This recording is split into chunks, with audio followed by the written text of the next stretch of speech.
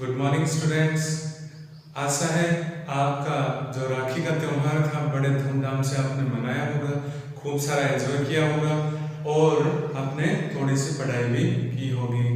अब क्योंकि राखी का त्यौहार निकल चुका है बड़े अच्छे से, तो अब हम भी पढ़ाई की ओर वापस लौट जाते हैं।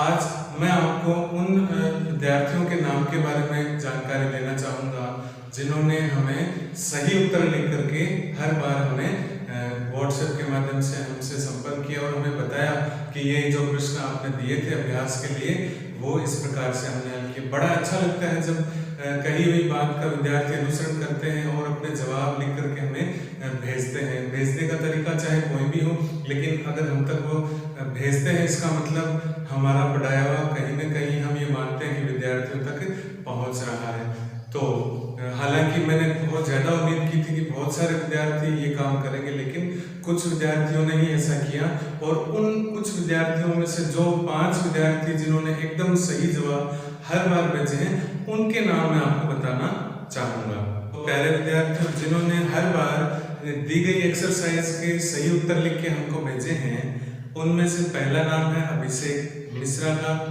फिर है पूजा और एक इन्होंने अपना नाम नहीं भेजा, SSC करके ऐसा इन्होंने भेजा था व्हाट्सएप पर, तो यही इनका नाम मान लेते हैं।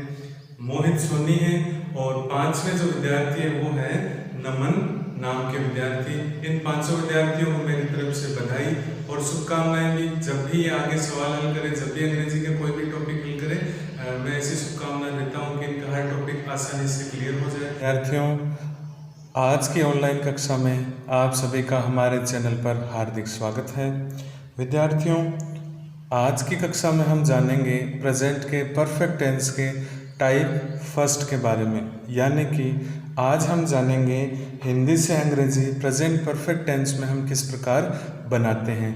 आज की वीडियो के बाद जो अगला वीडियो होगा उसमें हम जानेंगे प्रेजेंट परफेक्ट टेंस के सेकंड टाइप के बारे में, जिसमें हम बोर्ड कक्षाओं और बड़ी कक्षाओं के विद्यार्थियों के लिए फिल इन द ब्लैंक्स वाले क्वेश्चंस के बारे में जानेंगे। तो आइए शुरू करते हैं हमारी कक्षा। जैसे कि मैंने आपको बताया, present perfect tense type first के बारे में आज हम जानकारी प्राप्त कर रहे हैं। यह टेंस हमें इस बात की जानकारी देता है कि कोई कार्य वर्तमान में पूरा हो चुका है या फिर अभी अभी हाल ही में पूरा हुआ है। कैसे, आइए जानते हैं उदाहरण के माध्यम से। वह गांव जा चुका है, पूजा खाना खा चुकी है, वे अपना कार्य कर चुके हैं। एक और उदाहरण लेते हैं विद्यार्थियों, ट्रेन रवाना हो चुकी है। तो इन चारों उदाहरणों में आपने देखा होगा प्यारे विद्यार्थियों कि हमें किसी न किसी प्रकार से ऐसे कार्यों की जानकारी मिल रही है जो कार्य पूरे हो चुके हैं या फिर अभी अभी पूरे हुए हैं। जैसे पहले उदाहरण में वह गांव जा चुका है, यानी उसके द्वारा गांव जाने का काम पूरा हो चुका है। पूजा खाना खा चुकी है, यानी पूजा के द्वारा खाने का काम पूरा हो चुका है। वे अपना कार्य पूर्ण कर चुके हैं, यानी किसी के द्वारा कोई बकाया काम था जिसको कि पूरा किया जा चुका है। ट्रेन रवाना हो चुकी है, यानी कि ट्रेन अभी अभी यहाँ से निकली है। तो कहने का मतलब है विद्यार्थियों, जब भी कोई कार्य वर्तमान में पूरा हो अथवा अभी अभी पूरा हो, ऐसी जानकारी हमें मिले तो हमें ये मानना है वहाँ प्रेजेंट का परफेक्ट टेंस है। अब जानते हैं इस टेंस के हिंदी वाक्यों की क्या पहचान है। जैसे कि आप अपने मोबाइल की स्क्रीन पर देख पा रहे होंगे कि हिंदी के वाक्यों के अंदर जो अंतिम हिस्सा होता है, अंत में चुका है, चुकी है, चुके हैं, चुके हो या फिर या है, ये हो आदि शब्द आते हैं। अंत में या तो चुका है, चुकी है, चुके हैं, चुके हो या फिर या है, ये हो आदि शब्द आते हैं। जैसे लिया है, गया है, खाया है, उठा है, बैठा है, रोया है, धोया है, पाया है, खोया है, इस प्रकार से। तो ये अंत में आते हैं। जैसे कि मैं आपको उदाहरण से भी बताने का प्रयास कर रहा हूँ, वह घर जा चुका है। सीमा पाठ पढ़ चुकी है। वे कमरा साफ कर चुके हैं। तो इस उदाहरण में आप देख रहे होंगे कि चुके हैं आया है। तो ये प्रेजेंट के परफेक्ट टेंस के उदाहरण हैं। अब या है, ये है आदि उदाहरण भी हम देख लेते हैं। पूजा ने कप तोड़ दिया है। आप देख पा रहे होंगे जो या है वो इस सवाल के अंत में आया है और उसको मैंने अलग से लाल रंग में दर्शाने की कोशिश की है। उसने सांप को मार दिया है। वे मंदिर चले गए हैं। तो इन 6 उदाहरण से ये स्पष्ट हो जाता है कि जिस वाक्य के अंत में चुका, चुकी, चुके या चुके हैं, चुके हों आदि शब्द आते हैं अथवा या है, ये हो आदि आते हैं तो वो प्रेजेंट का perfect tense type first sentence होता है। आइए चलते हैं आगे। अब हम बात करते हैं कि प्रेजेंट परफेक्ट टेंस में कितने प्रकार के वाक्य होते हैं। हालांकि ये जानकारी मैं आपको हर बार देता रहता हूँ, लेकिन फिर भी औपचारिक रूप से एक बार और मैं आपके सामने जानकारी रख देता हूँ। इस टेंस के वाक्यों में मुख्य रूप से 4 प्रकार के वाक्य होते हैं, जिनमें से पहले 3 प्रकार हमारे बहुत ही ज़्यादा काम में आते हैं। अफर्मेटिव एकदम साधारण से वाक्य होते। नेगेटिव ऐसे वाक्यों में नहीं शब्द का प्रयोग किया जाता है। तीसरे नंबर पे आते हैं इंट्रोगेटिव, जो 2 प्रकार से पूछे जाते हैं। Interrogative type first, interrogative type second, जिसकी जानकारी मैंने पहले के वीडियोस में दी है और इस वीडियो में भी आगे चलने पर वो जानकारी आपके साथ साझा की जाएगी। इंट्रोगेटिव सेंटेंसेस होते हैं, उनमें या तो हेल्पिंग वर्ब का या फिर WH वर्ड का प्रयोग प्रश्न पूछने के लिए या प्रश्न बनाने के लिए किया जाता है। हिंदी से अंग्रेजी बनाने के लिए सबसे पहले अफर्मेटिव सेंटेंस यानी कि साधारण वाक्य पॉजिटिव सेंटेंस, इसका सूत्र होता है प्यारे विद्यार्थियों, subject plus helping verb plus verb की थर्ड फॉर्म प्लस ऑब्जेक्ट। फिर है नेगेटिव सेंटेंसेस यानी नकारात्मक वाक्य, इसका सूत्र होता है subject plus helping verb plus not plus verb की थर्ड फॉर्म प्लस ऑब्जेक्ट।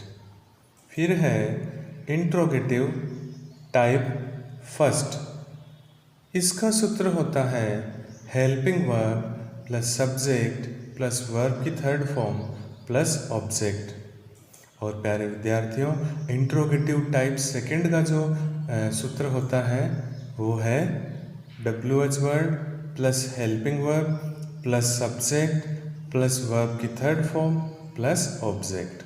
और अब खास बात, प्रेजेंट परफेक्ट टेंस की जो हेल्पिंग वर्ब होती है विद्यार्थियों, वो हैज़ या हैव होती है। जहाँ जहाँ भी मैंने हेल्पिंग वर्ब का प्रयोग किया है सूत्र के अंदर, वहाँ वहाँ आप वाक्य निर्माण करते समय ज़रूरत के अनुसार हैज़ या फिर हैव हेल्पिंग वर्ब का प्रयोग करेंगे। अब चलते हैं आगे। अब हम जानेंगे कुछ एग्जाम्पल्स जिनसे आप समझ सकें कि हिंदी से अंग्रेजी प्रेजेंट परफेक्ट टेंस में किस प्रकार बनाई जाती है। राम जा चुका है। इस उदाहरण में आप देख पा रहे होंगे कि चुका है शब्द का प्रयोग हुआ है, जिसको मैंने लाल रंग में अलग से दर्शाया है। जाने को कहते हैं गो, और गो की थर्ड फॉर्म होती है गोन। गो, वेंट, गोन।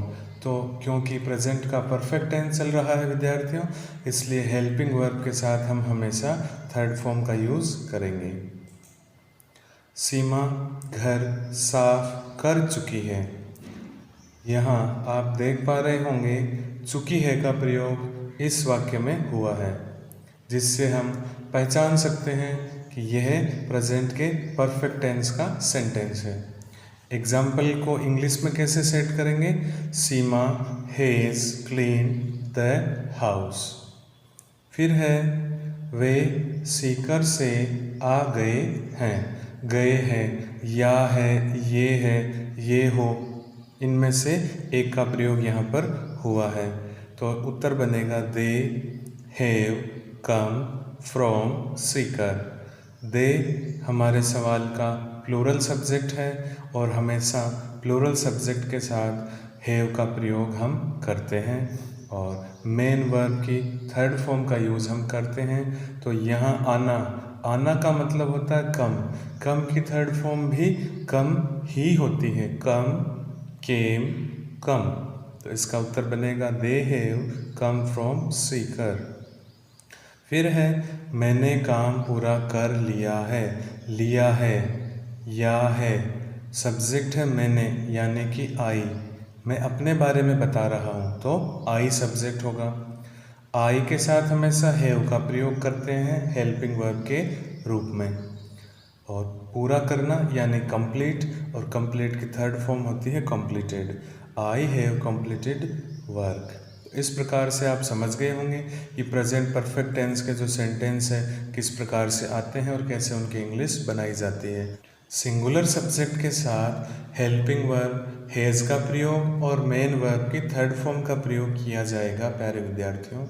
वहीं पर प्लूरल सब्जेक्ट या फिर आई सब्जेक्ट होने पर हेल्पिंग वर्ब हैव का प्रयोग और मेन वर्ब की थर्ड फॉर्म का प्रयोग किया जाएगा। अब हम लेते हैं एग्जाम्पल्स नेगेटिव सेंटेंसेस के, और इससे पहले हम जान लेते हैं हमारे सवाल के सूत्र को। सूत्र है सब्जेक्ट प्लस हैज या have plus not plus verb की third form plus object. Ram नहीं गया है। तो जैसे कि मैंने बताया था नेगेटिव सेंटेंसेस में हिंदी के वाक्यों के अंदर नहीं शब्द का प्रयोग होगा।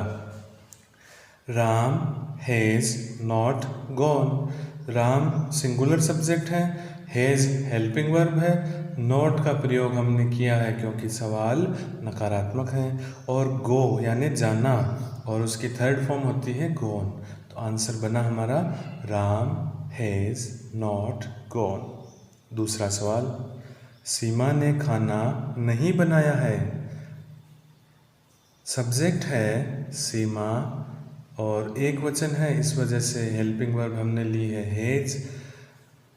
बनाने को कहते हैं विशेष रूप से खाना बनाने को लेकर कुक की थर्ड फॉर्म है कुक्ड, और ऑब्जेक्ट है हमारा फूड यानी भोजन। आंसर बनेगा सीमा हैज नॉट कुक्ड फूड। तीसरा सवाल, वे सीकर से नहीं आए हैं। तो इसमें भी आप देख रहे होंगे कि इस सवाल के अंदर नहीं का प्रयोग हुआ और अंत में ये है का प्रयोग हुआ है। सब्जेक्ट है हमारे सवाल का दे यानी कि वे को अंग्रेजी में दे कहते हैं। दे हमारे थर्ड पर्सन का प्लूरल सब्जेक्ट है।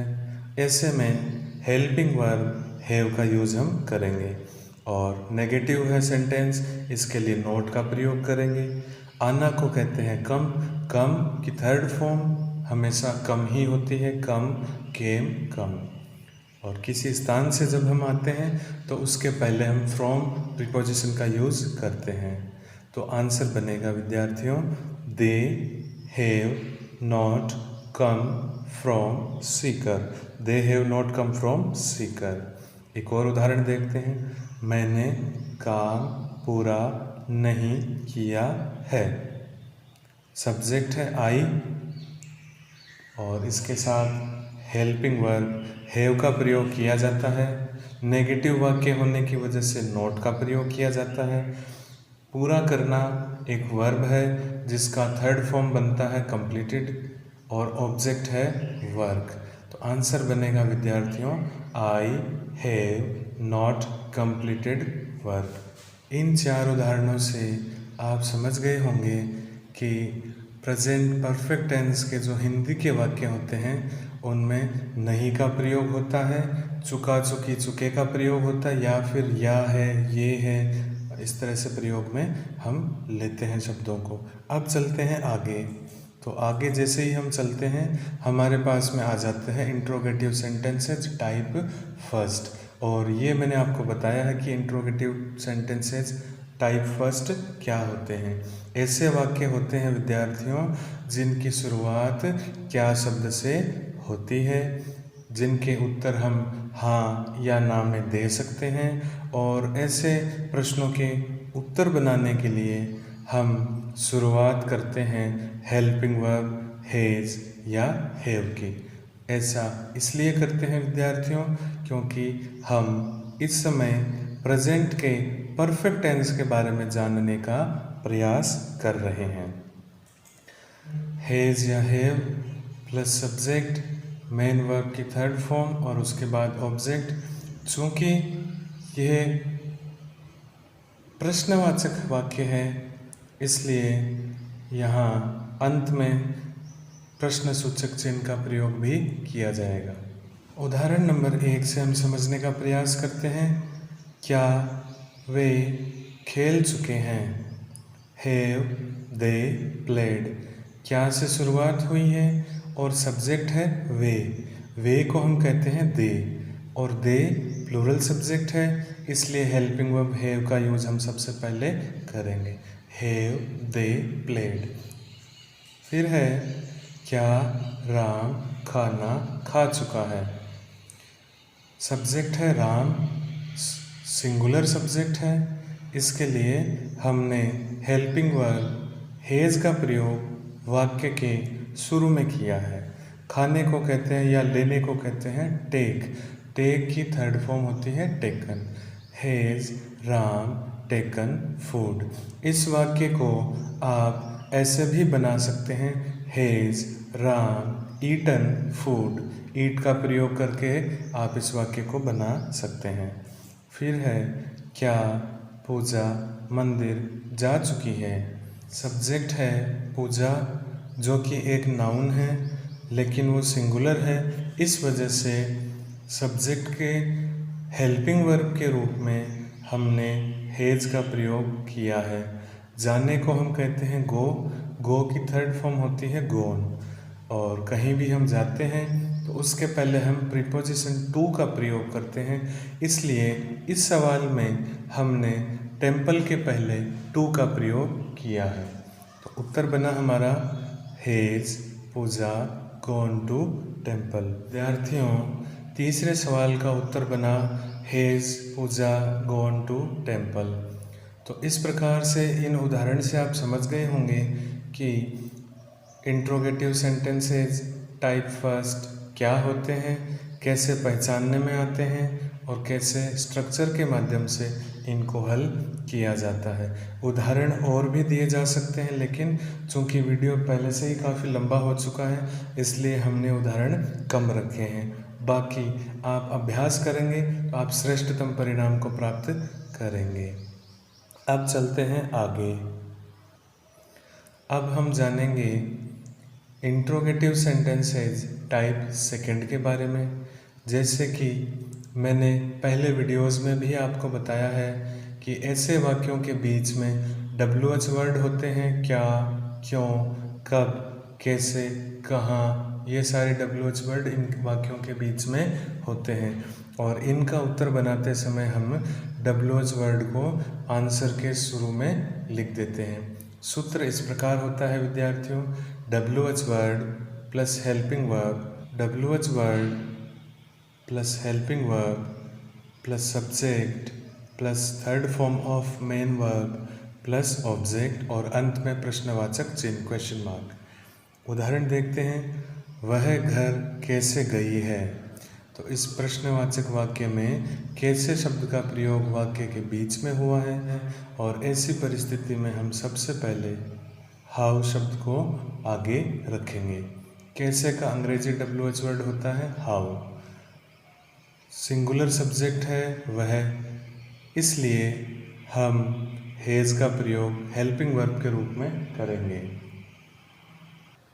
पहले सवाल में हेल्पिंग वर्ब हैज़ का प्रयोग किया है सिंगुलर सब्जेक्ट होने की वजह से, तो आंसर बना how has she gone home. How has she gone home के स्थान पर हम ऐसे भी इस वाक्य को बना सकते हैं, how has she gone to home, ये भी सही है। दूसरा सवाल, वे मोबाइल बंद क्यों कर चुके हैं।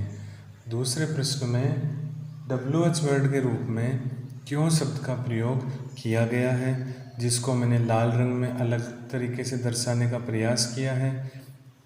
और क्यों को अंग्रेजी में कहते हैं वाई। वे हमारे सवाल का सब्जेक्ट है जो कि प्लूरल सब्जेक्ट है, इसलिए हमने हेल्पिंग वर्ब हैव का यूज़ किया है। अब एक बात विद्यार्थियों, जब हम मोबाइल बंद करने की बात करते हैं या बिजली के जो स्विच होते हैं, बिजली के जो बटन होते हैं उनको बंद करने की बात करते हैं, पंखा बंद करने की बात करते हैं, अन्य कोई बटन बंद करने की बात करते हैं, तो वहाँ हम स्विच ऑन या फिर स्विच ऑफ का प्रयोग करते हैं।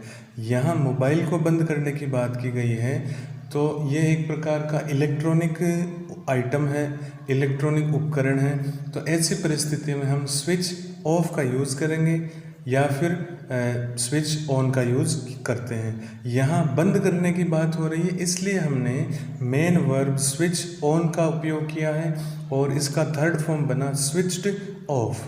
तो आंसर बनेगा why have they switched off mobile. आशा है आप इसका कारण समझ गए होंगे। फिर है उसने पढ़ना कब बंद किया है। तो यहाँ कब का प्रयोग हुआ है WH वर्ड के रूप में, अंग्रेजी में इसको कहते हैं व्हेन। और पढ़ाई को बंद किया है, कोई एक्टिविटी जब चल रही होती है विद्यार्थियों, उसको जब हम बंद करते हैं तो उसका मतलब होता है उसको रोक देना, कुछ समय के लिए उसको अलग कर देना। तो यहाँ पे बंद करने का मतलब होगा स्टॉप। मोबाइल बंद करने का मतलब हुआ था स्विच ऑफ करना।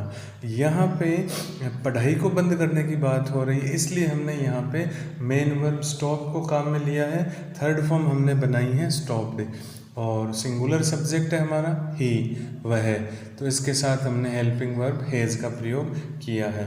When has he stopped study, पढ़ाई बंद करना, पढ़ना, तो इसके लिए हमने यूज़ में लिया स्टॉप्ड और पढ़ने को कहते हैं स्टडी। सामान्य रूप से जब हम कुछ पढ़ते हैं तो वहाँ हम रीड का प्रयोग करते हैं। तो ये जो चीज़ें मैंने आपको बताई, आपको उम्मीद है अच्छे से समझ में आई होगी। अब चलते हैं आगे विद्यार्थियों।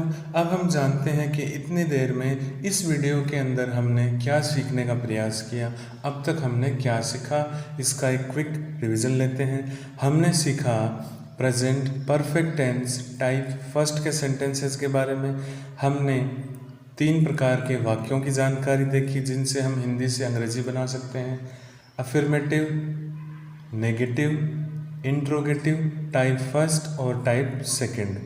अफर्मेटिव में हमने जाना कि सामान्य वाक्य होते हैं, नेगेटिव में हमने जाना वाक्य के बीच में नहीं का प्रयोग होता है, और अंग्रेजी में हम नॉट का प्रयोग हेल्पिंग वर्ब के तुरंत बाद करते हैं। इंट्रोगेटिव टाइप फर्स्ट में हमने सीखा ऐसे वाक्य क्या शब्द से शुरू होते हैं। इनका अंग्रेजीकरण करते समय हम हेल्पिंग वर्ब हैज़ या हैव को सबसे पहले रखते हैं। इंट्रोगेटिव टाइप 2 में हमने जाना वाक्य के बीच में कोई WH वर्ड आ जाता है। ऐसे में अंग्रेजी बनाते समय हम WH वर्ड को सबसे पहले रखते हैं, हेल्पिंग वर्ब उसके बाद में रखते हैं और फिर धीरे धीरे सूत्र के अनुसार हमारे वाक्य बनाते हैं। तो आशा करते हैं विद्यार्थियों आपने आज के वीडियो को अच्छे से देखा होगा, बताई हुई बातों को अच्छे से समझा होगा और इसके आधार पर आप सवाल हल करना सीख चुके होंगे। तो देखते हैं कौन कौन से सवाल है आपके लिए। ये सारे सवाल हैं विद्यार्थियों, आप इनको देख सकते हैं कौन से टाइप के हैं, उसके आधार पे आप इनका सूत्र लगाते हुए आप इनको इंग्लिश में ट्रांसलेट कर सकते हैं। आप चाहें तो इस पूरे का स्क्रीनशॉट भी ले सकते हैं। सरल सवाल हैं, जितना आप अभ्यास करेंगे उतना आप सीखेंगे। आइए कुछ और सवालों की ओर चलते हैं। तो ये कुछ सवाल हैं आपके लिए, आप इनको अपने रफ कॉपी में हल कीजिए और हल करने के बाद हमें कमेंट करके ज़रूर बताइए, या फिर हमें व्हाट्सएप नंबर पे भी आप अपने सवालों को हल करने के बाद फ़ोटो खींच करके हमें दिए हुए नंबर पे भेज सकते हैं। आपको कोई भी प्रकार की समस्या है तो उसके बारे में भी आप हमसे संपर्क कर सकते हैं। आशा है आप ये काम अति शीघ्रता से करेंगे। कल हम फिर मिलेंगे एक नए वीडियो के साथ। तब तक खुश रहिए, मस्त रहिए, स्वस्थ रहिए और पढ़ाई अच्छे से करते रहिए।